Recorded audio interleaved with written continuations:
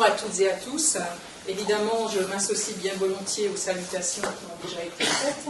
Alors bien sûr, je suis venue ce matin avec mon adjointe à l'agriculture, Anne-Catherine, qui travaille évidemment beaucoup avec M. Eisenegger et l'ensemble de ses équipes.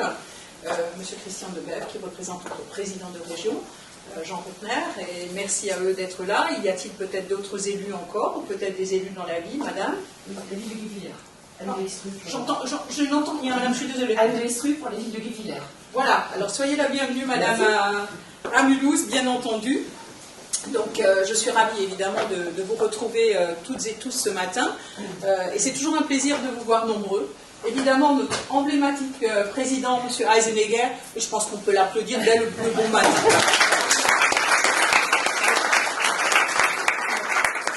Et je me plais à penser que Mulhouse, pour une journée, devient la capitale nationale de l'éducation populaire. Président, si vous êtes d'accord avec moi, voilà, nous avons de l'ambition pour Mulhouse, nous sommes sur un lieu évidemment emblématique. Je n'oublie pas de saluer ces messieurs aussi, donc messieurs Deschamps et Chevalier. Donc, monsieur Deschamps, je crois, et Chevalier, que j'ai pas encore eu, que j'avais pas l'honneur de connaître, qui sont évidemment font partie du Conseil économique, social et environnemental. Donc merci d'être parmi nous ce matin aussi. Et c'est vrai que je trouve que c'était une bonne idée d'organiser un colloque national à Mulhouse. Vous avez une excellente idée, Monsieur le Président. Nous, élus, nous sommes toujours ravis de recevoir des personnes qui viennent d'ailleurs. Et je tenais aussi à remercier tous les bénévoles, parce que vous appuyez sur énormément de bénévoles. Mulhouse étant une ville qui a beaucoup d'associations, nous sommes sensibles au bénévolat. Et je tenais vraiment à les remercier très sincèrement, parce que mettre son temps, mettre son engagement en tant que bénévole au service des autres, c'est quelque chose où nous avons à Mulhouse, n'est-ce pas, chère Anne-Catherine, une sacrée sensibilité, parce que nous sommes une ville participative et solidaire. Nous l'avons été reconnus à maintes reprises au niveau national, et je tenais vraiment à remercier aussi tous ces bénévoles. Alors c'est vrai que vous perpétuez des valeurs auxquelles nous aussi nous sommes très attachés, n'est-ce pas, Monsieur le Président, et nous avons souvent l'occasion d'échanger ensemble. Évidemment, vous l'avez dit, vous n'avez pas été épargné par cette crise qui nous a touchés. Alors je ne vais pas m'avancer ce matin, parce que quand on lit un petit peu l'actualité, on se rend bien compte que ça évolue. Chez nos voisins directs allemands, puisque le Bade-Wurtemberg est fortement impacté. L'Autriche prend déjà des mesures. J'étais encore il y a quelques semaines à Berlin. Berlin aussi commence de nouveau à reconfiner. Donc je me dis que finalement ce colloque, vous avez choisi la bonne date, Monsieur le Président. Voilà, parce que nous ne sommes pas encore impactés. Donc voilà, ravi que vous ayez choisi cette date-là et que ce colloque puisse se tenir. Alors c'est vrai que l'université populaire, je me souviens quand j'étais jeune femme, c'était quelque chose qui semblait parfois inaccessible à beaucoup de personnes. C'est-à-dire quand on était, je suis fille d'ouvrier, donc qui a connu aussi cette période de textile, puisque nous sommes sur un lieu, et j'en dirai 2 minutes après, sur l'évolution aussi de ce lieu-là. L'université populaire, c'était quelque chose d'emblématique. Ça voulait dire aussi que il fallait faire un travail sérieux. Il faudra recontextualiser ça il y a 40 ans. Donc certains dans cette salle n'étaient peut-être pas encore nés ou étaient encore très petits. Et au fur et à mesure, on s'est rendu compte que c'était quelque chose qui était à la disposition de la population. Et comme Mulhouse est une ville quand même très ouvrière, qui reste une ville quand même avec une sociologie particulière, je trouve que cette université populaire à Mulhouse a tout son sens. C'est l'université ouverte sur la cité. Et c'est comme ça que je considère cette organisation à l'heure où nous nous parlons, parce que je pense que de plus en plus de gens fréquentent aussi cette université populaire parce qu'ils y cherchent quelque chose qu'ils n'ont peut-être pas trouvé ailleurs. Voilà. Et Dieu sait, et je sais de quoi je parle un petit peu, je suis issue du monde aussi de l'entrepreneuriat et de la formation, et je me dis, cette fameuse formation tout au long de sa vie, sans pour autant vouloir décrocher un diplôme, c'est pas le but. Mais le but, c'est de défendre des valeurs, de se reconnaître dans les valeurs, et le but, c'est aussi de progresser dans la vie, d'apprendre des autres, d'apprendre différemment. Et je crois en ça que l'université populaire a vraiment toute sa raison d'être. Qui plus est, elle est installée en centre-ville, donc voilà, c'est vraiment un phare ouvert sur la ville, sur la cité, qu'on peut fréquenter, où on peut pousser la porte, où on est toujours très bien reçu, où on a toujours un accueil chaleureux. Je tenais à remercier aussi vos collaborateurs, M. Eisenegger, qui sont là aussi, qui sont là au quotidien avec vous, et c'est important, les collaborateurs, nous savons de quoi nous parlons, n'est-ce pas, chère Anne-Catherine, n'est-ce pas, cher Christian, madame aussi sans doute, c'est important. Voilà, et juste vous dire un mot peut-être pour finir de l'endroit où nous sommes. Alors, M. Eisenegger vous a expliqué la partie historique, je vais vous expliquer peut-être la partie plus contemporaine. Ce lieu, il y a quelques années, Jean Rotner, donc le maire qui m'a précédé, voulait en faire le village totem du numérique. Mulhouse, il y a quelques années, M. Eisenegger l'a dit, Mulhouse, il y a quelques années, avait une forme d'aura, de production,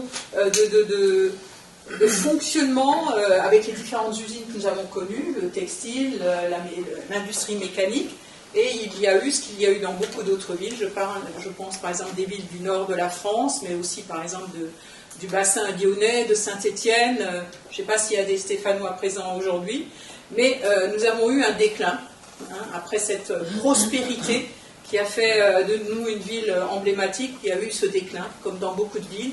Et c'est ce que je disais aussi, nous avons eu une chance à Mulhouse, c'est que nous n'avons pas eu de perte de population. Parce que dans d'autres villes, beaucoup de population est partie ailleurs. Nous avons eu la chance de conserver notre population. Par contre, ben voilà, tout ce déclin a fait que nous avons des friches industrielles à travers la ville, sur lesquelles d'ailleurs nous travaillons très activement. Et j'ai encore eu une réunion avant-hier, non, puisqu'il y a eu le 11 novembre, je ne sais pas comment je vis, nous on a un rythme où on vit tous les jours, où on travaille tous les jours. Nous avons aussi eu avec le sous-préfet et le préfet une réunion sur les friches industrielles. Parce que ce sont à la fois les témoins du passé, mais ça peut aussi être, comment dirais-je, des bâtiments qui vont nous propulser dans l'avenir. Et en tout cas, c'est le sujet de ce site sur lequel nous sommes, de la fonderie, avec, vous l'avez vu, un campus d'université de l'UHA qui est à proximité, et une école également de formation qui est la maison de l'industrie, qui a fortement été encouragée par la région Grand Est d'ailleurs, et j'en remercie son représentant, mais j'ai l'occasion de le faire de façon plus directe par rapport à son président. Ce lieu, nous l'avons voulu comme étant le lieu qui propulse Mulhouse dans l'avenir. Un lieu d'innovation, un lieu où on fait des affaires différemment, un lieu où on voit l'entreprise différemment. Sur ce site tel que vous le voyez, et je tiens à dire une chose, c'était un montage tout à fait inédit au niveau juridique, puisque ce sont 5 chefs d'entreprise, à côté des collectivités bien entendu, qui ont pris un risque financier pour redresser ce lieu-là. Donc c'est un lieu où vous allez trouver de la start-up, de l'entreprise moyenne, de la très grande entreprise. J'en cite une par exemple que tout le monde connaît, Aguerre, Eiffage, voilà. Avec à proximité aussi un technocentre, le CETIM, qui va s'installer grâce à la région Grand Est aussi. Vous me direz j'en fais beaucoup, mais non, il faut aussi citer les gens qui... On a bien fait venir. Je n'ai pas vu le bruit, Christian. Tu pourras dire au président, elle l'a dit au moins 3 fois.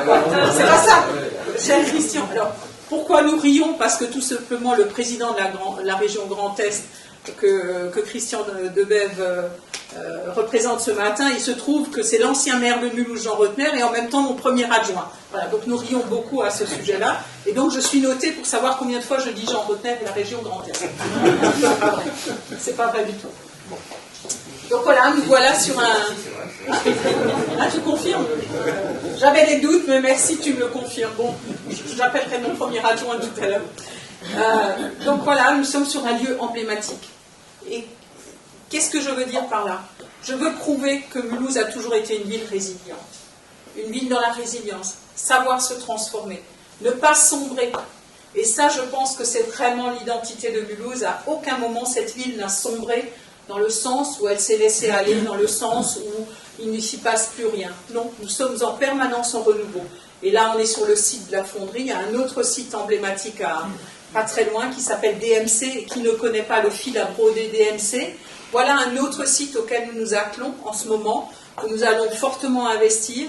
Et voilà, il est aussi de notre responsabilité en tant que LID de ne pas oublier ces lieux d'histoire, ces lieux qui ont fait que cette ville a été prospère. Là, nous sommes plutôt sur un volet plus numérique. En tout cas, c'est un lieu où on aide les entreprises à réussir leur transformation numérique, on peut l'appeler comme on veut, en même temps on disait informatique, il y a d'autres termes aussi, et montrer que, voilà, à partir d'un constat qui n'est pas très privilégié pour une collectivité, eh ben, on peut aboutir à quelque chose dont on parle. Et je peux vous dire que KM0, là où nous sommes maintenant, c'est quelque chose qui est fortement identifié. J'étais à Chemnitz, puisque nous sommes une ville amie avec Chemnitz, donc ancien bloc de l'Est en Allemagne. Eh ben, on connaît KM0 là-bas. On connaît, parce qu'on sait que c'est un lieu qui est dans l'innovation, qui est dans le renouveau d'une ville. Et voilà, c'est ce que je souhaitais vous dire un petit peu de ce lieu-là. Si vous avez le temps, je ne sais pas si une visite est prévue, Monsieur le Président.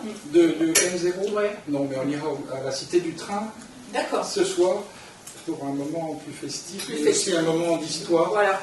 Qui Et c'est prolonge vrai, un peu. voilà, donc nous sommes aussi une des villes qui a le plus, alors je dis ville, parce que c'est l'agglomération évidemment mulhousienne qui gère ça aussi, où nous avons le plus de musées techniques. Hein. Nous avons des musées techniques très très emblématiques. Voilà, je vais m'arrêter là parce que si on me branche sur Mulhouse, on peut en avoir pour 3-4 heures, mais on m'attend déjà ailleurs. Et en tout cas, vous réitérez quand même mes plus vifs remerciements d'avoir pris le temps de venir nous voir à Mulhouse. Remercier bien sûr le président Eisenegger qui fait un travail formidable avec l'ensemble de ses équipes. Et vous dire, voilà, je vous souhaite une journée remplie de travaux intéressants, mais je ne doute pas que ces messieurs vont vous faire aussi une présentation intéressante. Et si l'une des personnes présentes souhaite un jour revenir à Mulhouse, visiter peut-être, oui, c'est pas de problème, pas de problème.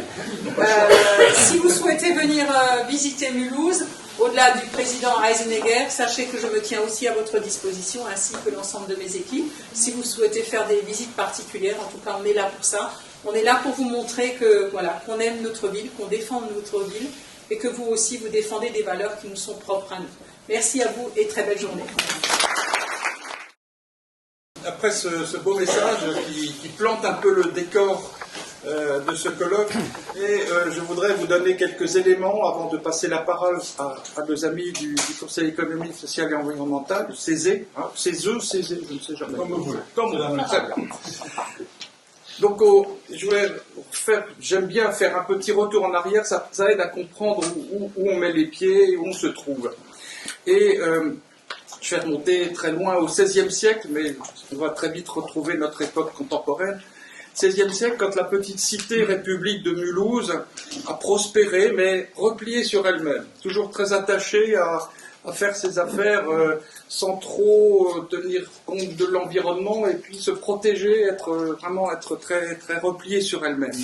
Jusqu'au jour où ces édiles, inspirés par l'esprit des Lumières, dont ils entendaient parler, ont estimé que leur destin les appelait à d'autres ambitions.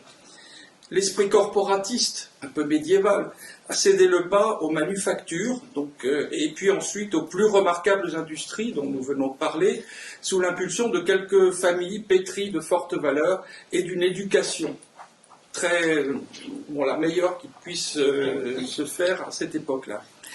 Quand Godefroy Engelmann, ou Engelmann, comme nous disions, et sa Société pour le développement du bon goût et des lettres, je ne l'invente pas, c'est une expression, c'est quand même assez intéressant, a posé les fondements de la Société industrielle de Mulhouse, la CIM, qui est aussi une institution remarquable à Mulhouse, quand le savant Lambert, puis tous ces industriels philanthropes, a émergé finalement de ce petit monde très fermé à des origines, eh bien, j'estime qu'un mouvement était lancé. Les savoirs techniques ont trouvé à Mulhouse un lieu de prédilection, un lieu d'épanouissement, c'est vrai, mais au sein de Mulhouse, et plus récemment, quand l'Université populaire du Rhin a été créée en 1963, elle a été dès l'origine, dans ses fonctions, dans ses missions, elle a voulu favoriser l'acquisition des savoirs pour tous, à tous les âges, ce que disait à l'instant Michel Lutz. J'ai connu, moi aussi, ses débuts, et l'UP du Rhin a promu l'éducation populaire dans notre région, comme l'appelait de ses voeux intuitivement le maire de l'époque, qui s'appelait Émile Muller. Quand en 1963, il a chargé le professeur Paul Meyer, qui était un professeur d'histoire-géographie, de faites-moi quelque chose pour la culture des Mulhousiens. C'est comme ça que le cahier des charges a été transmis à un professeur. Donc, faites-nous donc quelque chose. Les Mulhousiens ont besoin de culture. C'est comme ça que c'est dit. Alors, tenir colloque aujourd'hui, étymologiquement, c'est parler ensemble, c'est échanger, c'est s'enrichir mutuellement. Et ça prend un sens particulièrement crucial dans les temps troublés et mouvementés que nous vivons. La joie de se retrouver pour partager nos expériences ou d'accueillir aussi de nouveaux participants dans notre famille dont je parlais, de leur offrir le meilleur de nous-mêmes, témoigne de la richesse et de la qualité de notre association. Lors de notre dernière rencontre, il y a 2 ans, à Forbach, en novembre 2019, nous avions esquissé ce qui pourrait fonder un projet nouveau pour la UPF. Donc, après une période, peut-être un palier que nous avons connu, mais ce projet nouveau devait s'appuyer en tout cas sur des bases solides qui ont assuré son parcours depuis sa création il y a 30 ans, en 1992. Notre bel élan a été partiellement freiné par les restrictions consécutives à une crise sans précédent. Néanmoins, nos convictions fortes et la solidarité entre les différentes UP membres ont permis de mener à bien plusieurs actions pertinentes et inédites. L'énergie, mais aussi l'imagination que nous portons en nous, ont pris le dessus sur le découragement ou la tentation de baisser les bras. Car nos missions n'ont pas perdu de leur acuité, bien au contraire.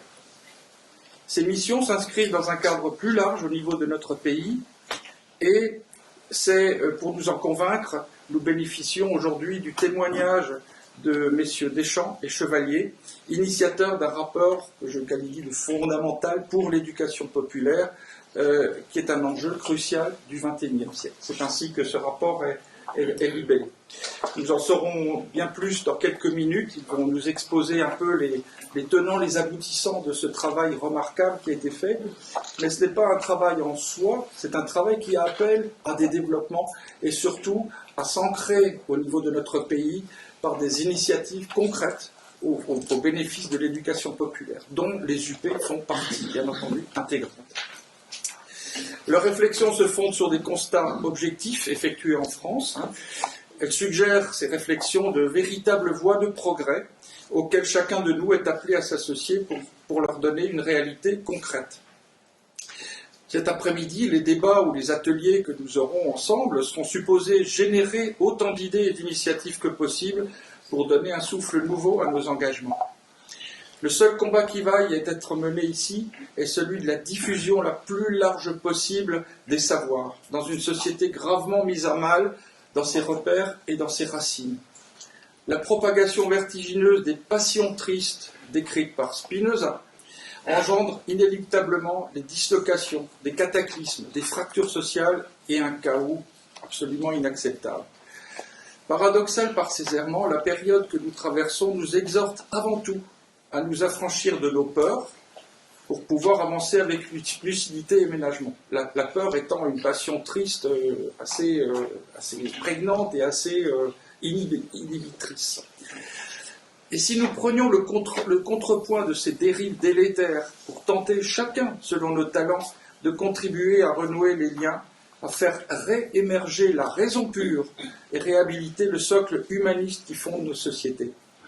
Car vous vous trouvez ici, bien sûr, au kilomètre zéro, mais vous êtes aussi au cœur d'un territoire qui a vu s'épanouir les plus brillants esprits.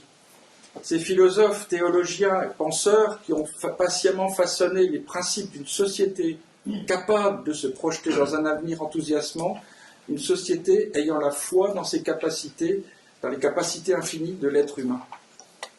L'individu, pour faire société, a tout à apprendre de l'observation de son entourage afin d'en comprendre le fonctionnement et les motivations. Nous sommes tous ici des acteurs engagés à réhabiliter le débat au sens noble du terme, soucieux d'altérité et respectueux de la saine confrontation des points de vue divergents. Comment éveiller la curiosité des individus, nos adhérents, tous ceux qui nous font confiance et qui nous gravitent autour de nos universités populaires, la curiosité des individus, leur faire comprendre que sans connaissance, leur existence même est menacée car vide de sens. Plus que jamais, nous devons nous interroger sur les façons les plus adéquates, les plus appropriées de donner à chacun l'envie d'apprendre par des propositions intègres et fondées. C'est notre responsabilité, c'est notre devoir d'y contribuer, chacun à notre mesure, en tout cas avec la passion qui nous anime. Je vous souhaite un excellent colloque 2021 à Mulhouse et d'excellents échanges. Merci de votre attention. Je voudrais tout d'abord, en notre nom à tous les deux, Christian Chevalier et moi-même, vous remercier de votre persévérance. Elle est double. Elle est même triple. La première, je dois ajouter l'entrée de jeu, c'est celle qui vous amène à continuer à défendre ce qui n'est pas indéfendable, bien au contraire, mais ce qui est un objet du passé et surtout de l'avenir, c'est l'éducation populaire. La deuxième, elle est datée dans le temps, puisque lorsque nous avons travaillé sur ce sujet au Conseil économique et social, l'une des premières personnes à nous avoir demandé rendez-vous pour venir nous voir et nous parler de ce travail en cours, vous étiez accompagné, je crois, de votre collègue Duzès, voilà, et puis également votre directrice, à venir à Paris au Conseil. Nous avons reçu dans notre petit bureau des associations, c'était vous, et à nous parler de ce travail. Vous aviez d'entrée de jeudi, nous serions vraiment preneurs que vous veniez présenter le résultat de vos travaux. C'était il y a très très longtemps finalement. Plus de 2 ans. Plus de 2 ans, dans l'ancien monde.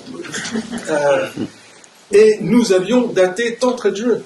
Nous devions venir il y a plus d'1 an ici, et puis comme dans beaucoup d'autres endroits en France, puisque nous avons entamé avec ce rapport un mini Tour de France qui a été interrompu, eh bien nous n'avons pas pu venir, mais vous n'avez pas lâché, puisque vous nous avez recontacté dès la fin des difficultés sanitaires, même si malheureusement elles ne sont pas encore totalement finies, et nous avons évidemment accepté avec beaucoup de plaisir de venir de loin. J'entendais tout à l'heure interroger qui vient de loin. Eh bien, du Lot, pour Christian, ce qui n'est pas la porte à côté, mais le Lot est tellement beau qu'il est loin de tout. Et pour ma part, de Normandie, c'est aussi assez loin d'ici, particulièrement quand la SNCF décide de faire des travaux pendant le week-end de fermeture et de congé. Et puis la troisième point de persévérance, c'est votre patience du matin, parce que accepter à l'invitation d'une équipe dynamique de venir un samedi matin à 9h pour entendre 2 personnes vous parler d'éducation populaire pendant 5h31, parce que c'est la durée moyenne de notre intervention, je dois dire que même nous avons noté qu'il y avait une coupure avec eau sucrée pour permettre de reprendre. C'est un élément de persévérance que nous saluons par avance. Mesdames, Messieurs, on va redevenir sérieux et on va rentrer dans le vif du sujet. On va vous demander avec Christian une petite heure pour présenter le résultat de ces travaux, mais nous voudrions vous prévenir d'entrée de jeu que vous n'allez rien apprendre. Notre objectif n'est pas de venir vous faire découvrir l'éducation populaire. Comment aurions-nous cette prétention alors que nous avons devant nous un parterre de praticiennes et de praticiens au quotidien, d'héritiers et de porteurs de l'histoire, je salue ici les hommes à chapeau, mais également, surtout, de gens qui s'inscrivent dans l'avenir. Vous l'avez expliqué tout à l'heure, votre ambition pour votre structure, mais surtout votre ambition pour l'éducation populaire. Ce que nous sommes venus, et ce que nous avons accepté de venir présenter devant vous aujourd'hui, ça n'est donc pas ce qu'est l'éducation populaire, ni ce qu'elle devrait être, mais une contribution que je qualifierais d'importante, non pas par la qualité du document, mais par l'importance d'où elle provient. C'est la contribution de la 3e chambre de la République, le Conseil économique, social et environnemental, dit CESE. Cette chambre, méconnue, 3e de la République, parce qu'inscrite dans la Constitution, a vocation, a pour mission, non pas de légiférer, comme ces 2 sœurs que sont l'Assemblée nationale ou le Sénat, mais de préconiser. C'est la fonction de cette Assemblée qui regroupe des représentants de la société civile, des représentants de structures organisées qui contribuent au dialogue civil en France. Le monde de l'entreprise, que Madame le maire a cité tout à l'heure, le monde de la jeunesse, le monde de l'environnement, le monde des syndicats. Christian était l'un de ses représentants au CESE, le monde des associations que je participe à représenter aujourd'hui. Cette assemblée, troisième du nom dans la Constitution, a décidé, il y a maintenant presque 4 ans, de travailler sur la question de l'éducation populaire dans le cadre de l'une de ces sections à l'époque de travail qui s'appelle aujourd'hui une commission, celle qui travaille sur les sujets notamment d'éducation, de culture et de communication, mais aussi de vie citoyenne. C'est cette section qui s'est emparée de ce sujet et qui aujourd'hui nous permet non pas de vous présenter le rapport de Christian Chevalier et de Jean-Carl Deschamps, mais de vous présenter le rapport du Conseil économique, social et environnemental. Ce rapport, par bien des égards, nous a semblé ne pas aller assez loin. Nous aurions aimé pouvoir aller plus loin. Mais, encore une fois, il n'est pas notre rapport. Il est le résultat de la vision que l'ensemble de la société civile a aujourd'hui de l'éducation populaire. Nous sommes tous les deux, ne le cachons pas, engagés dans un mouvement d'éducation populaire, dans des mouvements d'éducation populaire. Il n'aurait pas eu d'intérêt à ce que, entre nous, nous parlions de l'éduc-pop. Il y a intérêt, à travers ce rapport, à voir ce que perçoit la société civile de l'éducation populaire. Et ça commençait très mal, puisque on se remémore souvent ce moment assez marrant, avec le recul. Oui. Du premier débat dans la commission où nous avons abordé l'idée de pouvoir travailler sur l'éducation populaire. L'un de nos collègues du sud de la France a pris la parole, un représentant d'un des syndicats, et il a dit cette phrase. Il a dit « Pour moi, l'éducation populaire, c'est Jean-Luc Mélenchon ». Et il a fermé son micro. Nous sommes en 2018. Voilà un des éléments, un des angles de vue que d'autres acteurs, qui ne sont pas acteurs de l'éduc-pop, peuvent avoir sur ce que vous représentez. Et l'intérêt de ce rapport, c'est que comme une boussole, il nous dit un peu ce que l'on perçoit, la société civile, et ce que l'on peut préconiser. Voilà ce que nous allons vous présenter ce matin, et je vous propose, si vous en êtes d'accord, eh bien de rentrer dans le vif du sujet. On va alterner avec Christian. C'est un travail qu'on a eu, en tout cas moi, lui je ne sais pas, mais beaucoup de plaisir à faire ensemble. Donc Jean-Carl vient de fixer le cadre dans lequel s'est déroulée la rédaction de cet avis et évidemment son vote. Et pour travailler, nous ne travaillons pas en chambre fermée, puisque nous auditionnons un certain nombre d'acteurs, et nous avons auditionné à peu près une quarantaine d'acteurs, des acteurs de terrain, des chercheurs, des universitaires. Nous nous sommes même déplacés sur le terrain pour aller voir une expérimentation très intéressante à Beauvais. Donc le travail du Conseil économique et social, c'est pas un travail en chambre, c'est un travail qui est un aller-retour avec, à travers un certain nombre d'auditions devant l'ensemble de la commission éducation, communication, culture, et puis ce qu'on appelle aussi des auditions plus privées, où là on reçoit aussi tous ces acteurs de l'éducation populaire.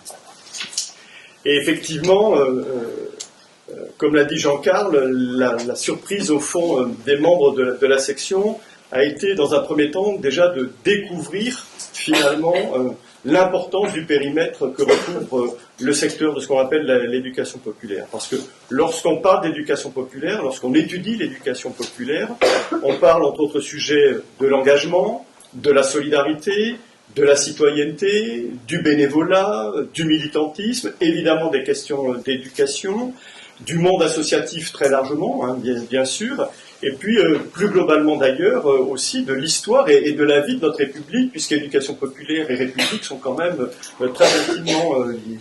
Et puis ça a été aussi de constater de la part des membres de notre section que multitude de structures existent au sein de l'éducation populaire, des petites, souvent très petites, et puis des grandes, des grosses structures, des têtes de réseau comme on les appelle, qui accompagnent au fond chaque jour nos concitoyens dans des domaines aussi variés. Là aussi, il y a un champ d'action qui est extrêmement varié. C'est les loisirs, c'est le sport, c'est la culture, le champ éducatif, le champ social, bien sûr, qui est important, les questions de santé, les questions de prévention, les questions de pauvreté, de logement, d'environnement aussi aujourd'hui, on le voit bien, de numérique. Et de droits humains, pour ne citer que cela, parce que évidemment tout cela est très large. Et puis l'action de l'éducation populaire concerne aussi tous les âges de la vie et s'inscrit, mais vous l'avez dit d'ailleurs dans les propos liminaires, au fond dans ce qu'on appelle l'éducation tout au long de la vie et ce qu'on appelait avant l'éducation permanente. C'est-à-dire qu'au fond, qu'à chaque moment de sa vie, on peut apprendre et il faut continuer à apprendre. Et pourtant, comme le disait Jean-Carl, enfin, au-delà de la boutade sur Mélenchon, on s'est rendu compte que dans les membres de la section, beaucoup, au fond, ignoraient l'existence, ou en tout cas avaient une vision très évaporée un petit peu de ce que recouvrait l'éducation populaire. Et sans doute qu'une des raisons à cela, c'est sans doute l'humilité. Ça nous a beaucoup frappé à travers les auditions et notamment les acteurs de terrain de l'éducation populaire. C'est l'humilité des acteurs de l'éducation populaire qui sont majoritairement des bénévoles et qui a sans doute contribué à ce que nous pouvons appeler l'invisibilité finalement de l'éducation populaire dans la société, alors que paradoxalement, elle est extrêmement présente à travers l'ensemble du réseau des structures de l'éducation populaire qui maillent le Et cette invisibilité est à tel point forte que elle est même passée finalement, cette éducation populaire, sous les radars des assemblées de la République et notamment sous les radars du Conseil économique, social et environnemental, puisqu'effectivement, quand on entame un travail, on va vérifier dans les archives du CESE si ce travail a déjà été conduit, sous quelle forme, et puis on peut compléter ce travail, s'en inspirer, etc. Et les recherches que l'on a fait au niveau du CESE national ont montré qu'il n'y avait eu jamais aucun travail mené sur l'éducation populaire. Quelques Césaires ont travaillé ici ou là sur le sujet, c'était plutôt pas inintéressant. Et c'est un des paradoxes d'ailleurs du CESE, parce que, comme l'a évoqué Jean-Carl, parmi les membres du CESE, on trouve le monde associatif, le monde syndical, etc.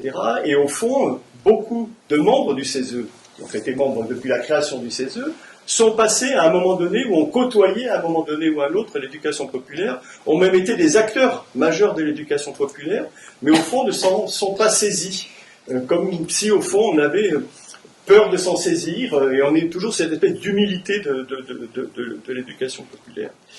Et puis sans doute, un des éléments qui nous a aussi frappé lorsqu'on a étudié cette question-là, c'est qu'effectivement, et lorsqu'on a présenté d'ailleurs aussi le rapport à l'issue du vote, puisque à l'issue du vote, on va présenter le rapport à un certain nombre d'acteurs, on va à Matignon, on va à l'Élysée, etc. Moi, j'avais été très très frappé lors de l'audience de Matignon, où les conseillères, au fond, n'avaient qu'une vague idée de ce qu'était l'éducation populaire et avaient une vraie difficulté à identifier ce qu'était l'éducation populaire. Et pour le coup, c'est vrai que définir et trouver une définition qui met tout le monde d'accord sur ce que c'est que l'éducation populaire, c'est quasiment mission impossible, puisqu'effectivement, il y a différentes visions qui peuvent s'affronter, et donc tout cela ne facilite évidemment pas ni la visibilité, ni la lisibilité de l'éducation populaire, qui, au fond, d'ailleurs, a disparu du discours public. On l'a entendu, alors ça réapparaît un petit peu ces derniers temps, ce qui est plutôt bon signe. Alors, je ne sais pas si c'est l'effet de notre rapport, de notre avis, on verra bien. Mais en tout cas, depuis un certain nombre d'années, le mot éducation populaire a disparu du discours public, comme si le mot populaire devait être au fond mis à distance, dans le discours public. Et lorsque l'on recherche un peu dans les archives, au niveau ministériel, on a fait cette recherche, et par exemple sous la Ve République, donc ça commence à faire une période relativement longue, on s'est aperçu qu'il y a eu une seule ministre qui avait dans son portefeuille l'intitulé éducation populaire.